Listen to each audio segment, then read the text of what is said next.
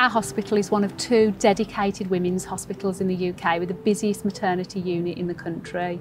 Sadly, for 2,000 of our families each year, they'll experience pregnancy and baby loss. So I suffered an early pregnancy loss at 3 months. I had what's called a missed miscarriage.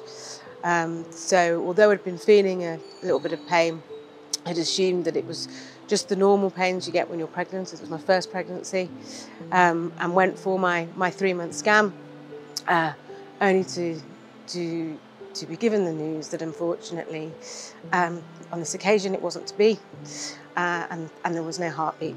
I remember being in a room when I received the news with pictures and posters of newborn babies, and I remember absolutely vividly coming out of that room to continue the process and walking through a waiting room that was full of pregnant ladies and their other halves, and that really hit me.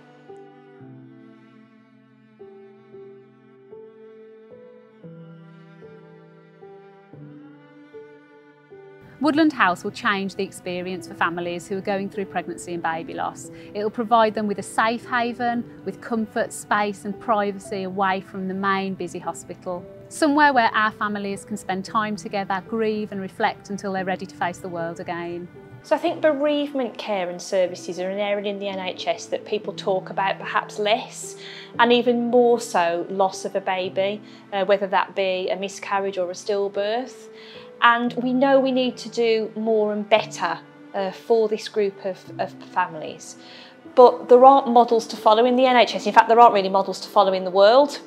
And so we've had to come up with some new and different concepts if we're going to really make this a reality. And so we've used some of our expertise that we've got around bereavement care, but we've also talked to women and families themselves.